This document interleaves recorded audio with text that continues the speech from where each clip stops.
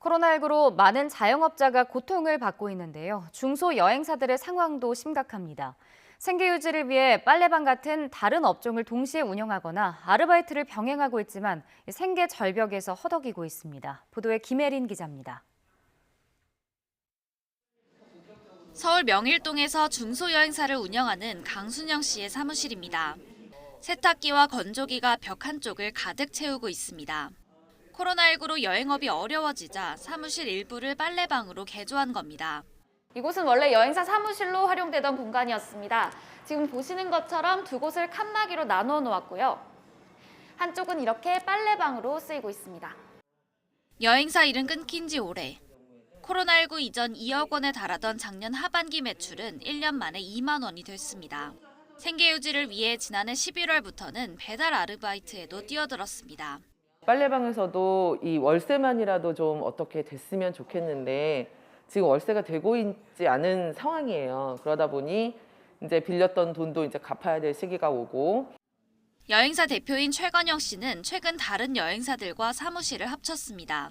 임대료가 부담됐기 때문입니다. 최 씨가 지난해 번 돈은 고작 93만 원. 지금까지 재난지원금을 600만 원 정도 받았지만 1억 원에 달하는 빚을 감당하기엔 어림도 없습니다. 음식 배달부터 건설 현장 일용직까지 먹고 살기 위해 안 해본 일이 없습니다. 몸으로 뛰는 배달 일밖에 할 수가 없습니다.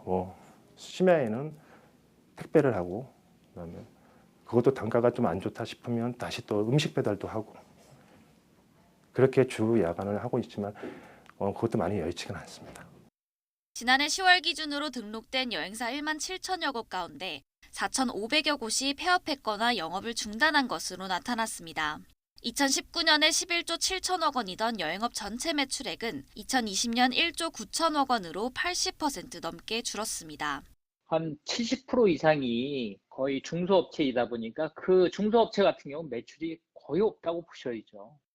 여행업 종사자들은 영업 제한 조치로 인한 소상공인의 손실을 보상해주는 손실보상법 대상에 자신들도 포함해 줄 것을 호소합니다. 코로나 이후로 모든 매스컴이나 인터넷이나 여행 제한이라는 말이 제일 많이 뜹니다. 여행사가 꼭 여행이 코로나의 온상이 된 듯이 우리는 기피 업종으로 바뀌었습니다. 그게 제일 마음이 아픕니다.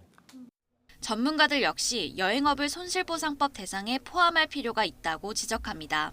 식당이나 카페처럼 영업시간 제한을 받지 않아 법 적용 대상에서 제외됐지만 사실상 집합 금지된 것과 마찬가지라는 겁니다. 애매한 상황이죠. 집합금지 업종도 아니었고 사실상 어떻게 보면 집합금지랑 마찬가지 역할로 영향을 미치고 있었던 건 맞는 것 같아요. 따라서 손실보상법에서 중소여행사들을 포함시키는 게 맞습니다. 정부의 지원이 없다면 빚더미에 빠져 고사할 수밖에 없다는 중소여행사들. 생계 절벽 위에서 신음하며 좀처럼 탈출구를 찾지 못하고 있습니다. YTN 김혜린입니다.